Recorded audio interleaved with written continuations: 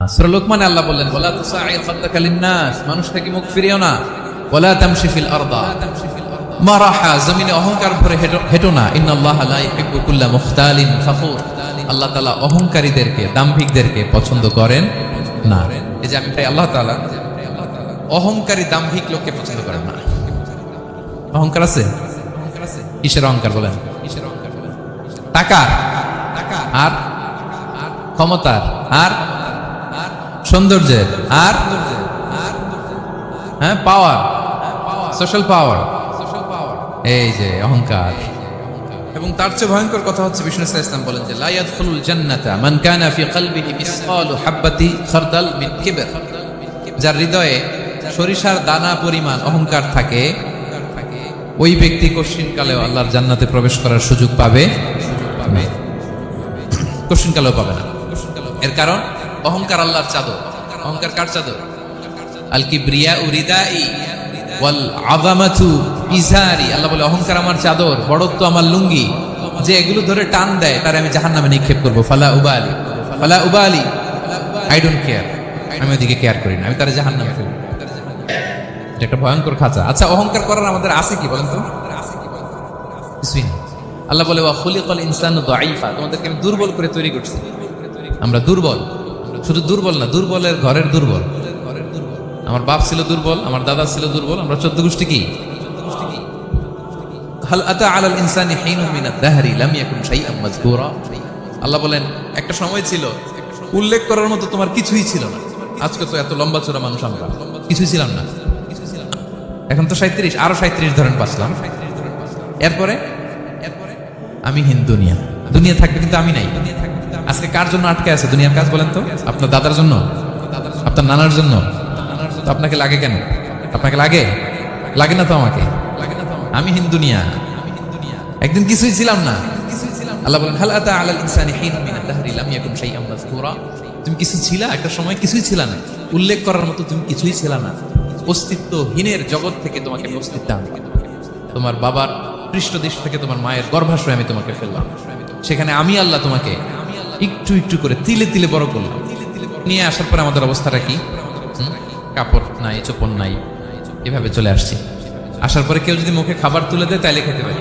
এই তো আমার ক্ষমতা। একজন যে বললেন ক্ষমতার অহংকার, এই তো ক্ষমতাটা তো এতটুকু।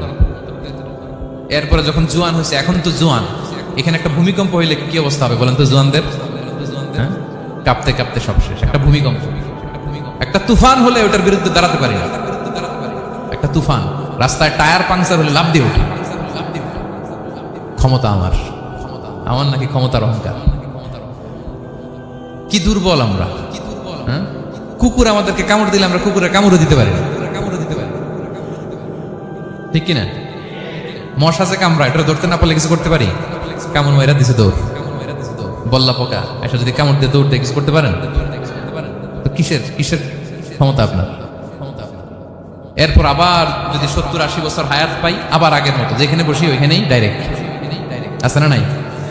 বয়স যখন 80 হয়ে যায় আর থাকে শরীরের কন্ট্রোল, আবার যেখানে বসে ওইখানেই পেশাব পায়খানা। খাবার দিলে খাইতে পারি, পিঠটা বাঁকা হয়ে কুজু হয়ে গেছে, এর নাকি আবার অহংকার। সাজে অহংকার, সাজে অহংকার, সাজে একজনের। আওয়াজ করে বলতে হবে তিনি কে? বলেন। কারুনের ঘটনাকে আল্লাহ এখানে এনেছেন। আল্লাহ বলেন ইন্না কারুনা কানা মিন কওমি মূসা, কারুন ছিল মুসা আলাইহিস সালামের কওমের লোক। মুসা আলাইহিস সালামের কাজিন ছিল মূলত।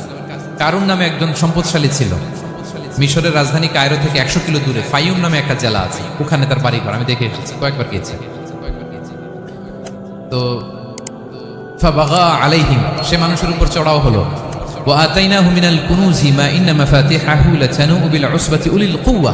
আল্লাহ বলেন এই কারণকে আমি এত সম্পদ দিয়েছি, এত বেশি ছিল তার সম্পদ, সম্পদগুলো যে সে আলমারির ভিতরে রাখতো, ওই আলমারির যে চাবি হইতো, এই চাবিগুলোরে ওজন করার জন্য, কাঁধে নেওয়ার জন্য 10 জন পেশি শক্তি পুরুষ লাগবে। আলমারি রাখার জন্য না, কি রাখার জন্য? আলমারি ভর্তি যে সোনা দানা গহনা, ওইটার যে চাবি, ওই চাবিগুলা বহন করতে একদল পেশি পুরুষ লাগবে, এত সম্পদ। তো তাকে এলাকার লোকেরা বলেছিল খলালাহু কওমুহু লা তাফরাহ, এই কারণ তুমি গর্ব করো না। কারণ তাকে বলছিল মুসা আলাইহিস সালাম যাকাত দাও। সে বলছে আমি যাকাত দিব কেন? এই সম্পদ তো আমার। ইন্নামা উতিতুহু আলা ইলমিন ইনদি, আমি আমার বুদ্ধি খাটায় এই সম্পদ কামাইছি, আমার সম্পদ আমি খাবো, আমি যাকাত দিব কেন? আল্লাহ বলেন ইন্নাল্লাহা লা ইউহিব্বুল ফারিহিন, কারণ তুমি অহংকার করলে আমি আল্লাহ অহংকারকে বরদাস্ত করি না, অহংকারীদেরকে আমি আল্লাহ পছন্দ করি না। আমি অহংকারকে পছন্দ করি না, অহংকারকে আল্লাহ তাআলা পছন্দ করেন না। কি হয়েছিল কারণের নসিবে? আল্লাহ বলেন ফাখাসাফনা বিহি ওয়া বিদারিহিল আরদ ফামা কানা লাহু মিন ফিআতি ইয়ানসুরুনাহু মিন দুনিল্লাহ ওয়া মা কানা মিনাল মুনতাসিরিন। আল্লাহ বলেন সে যখন অহংকার দেখালো, আমি কারুনকে আর কারুনের সব সম্পদ মাটির ভেতরে দাবিয়ে দিলাম, মুহূর্তেই দাবিয়ে দিলাম। সহিহ বুখারীতে এসেছে ইয়াতাজালজালু ফিল আরদ, প্রতিদিন এক বিঘত করে কারুন জমিনের ভিতরে যেতেই থাকবে, যেতেই থাকবে, যেতেই থাকবে কিয়ামতের আগ পর্যন্ত।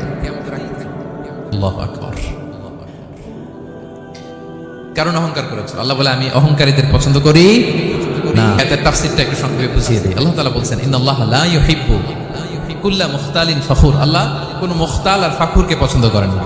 মুখতাল আর ফাখুর মানে কি? মুখতাল মানে যে অহংকার করে মনে মনে।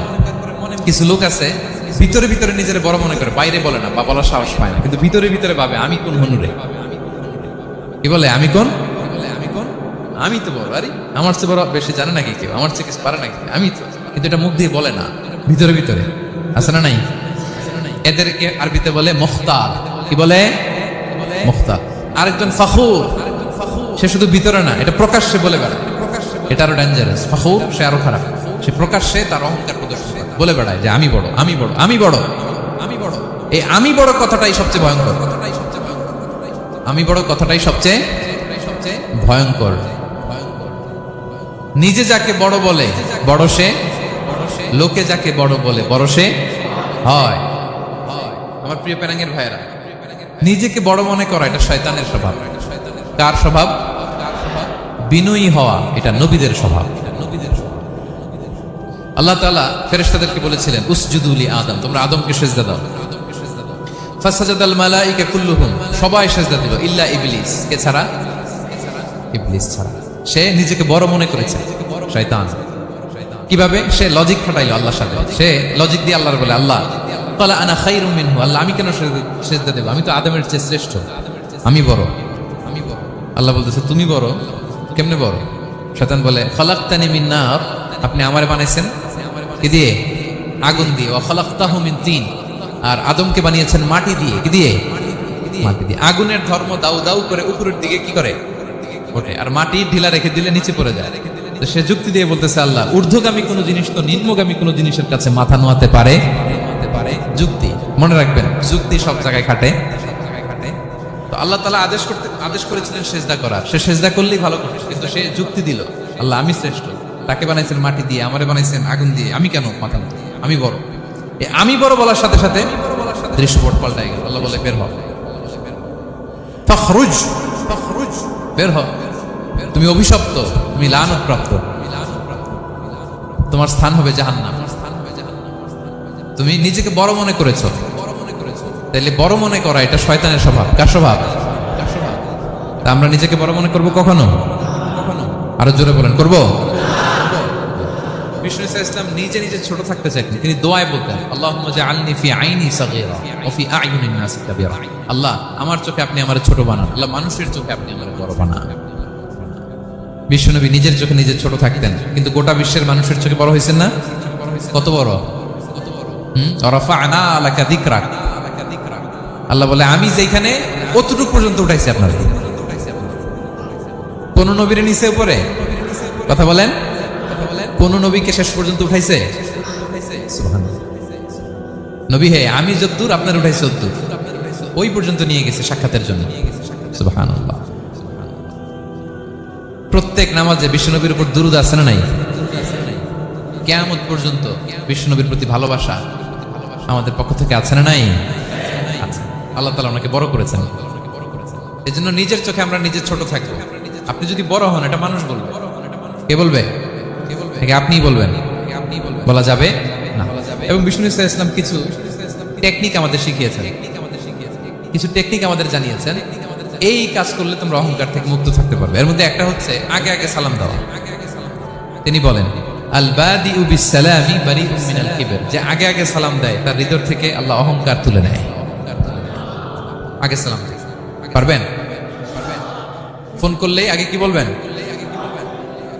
বাসায় ঢুকেই আগে কি বলবেন? স্ত্রী স্ত্রীকে আগে সালাম দিবেন, বন্ধুকে আগে সালাম দিবেন, বাসার কাজের লোকটাকে আগে সালাম দিবেন, আপনার ড্রাইভারকে আগে সালাম দিবেন, বাসার দারোয়ানটারে আগে সালাম দিবেন। ফকির একটা আসলে আপনি সালাম দিয়ে ফেলবেন, পারবেন? হৃদয় থেকে অহংকার ফেলে দিবে কে? আগে আগে আমরা সালাম দিব। সো অহংকার আমাদের সাজে না। আমি শুরুতেই তো বললাম, আমাদের লাইফ সার্কেলটা একটু দেখাইলাম না যে ছিলাম অস্তিত্বহীন থেকে দয়া করে মায়া করে তিনি আমাকে অস্তিত্বে এনেছেন। কত ছোট্ট, কত ক্ষুদ্র, কত নগণ্য, কত দুর্বল ছিলাম আমরা। আবার যৌবনের একটা পিরিয়ড কাটিয়ে, যৌবনের সময় তো কতটা দুর্বলতা বললাম, আবার সে দুর্বল, মানে দুর্বল থেকে দুর্বল। এই হচ্ছে আমাদের লাইফ স্টোরি, লাইফ হিস্ট্রি। তাহলে অহংকার আমাদের সাজে, অহংকার তার সাজে যার কোনো ক্ষয় নাই, যার কোনো লয় নাই, যার কোনো অভাব নাই। হ্যাঁ, গোটা বিশ্ব তার মুখাপেক্ষী, তিনি কারো মুখাপেক্ষী না, ঠিক কিনা? গোটা বিশ্ব তার কাছে ঠেকা, তিনি কারো কাছে ঠেকা না, ঠিক কিনা? গোটা বিশ্ব তাদের সার্ভাইভালের জন্য তার প্রতি মুখ থুবড়ে পড়ে থাকে, তিনি কারোর জন্য বসে থাকা লাগে। অহংকার সাজে তার। আর এই আল্লাহর অহংকারের চাদর ধরে যে টান দেয়, আল্লাহ বলে ওরা আমি জাহান্নামে ফেলবো, তাদেরকে আমি পছন্দ করি না। আল্লাহ তাআলা অহংকারীদেরকে পছন্দ করেন না। অহংকারের খাঁচা থেকে মুক্ত রাখো আমাদেরকে তুমি প্রভু হয়ে, পড়েন আমিন।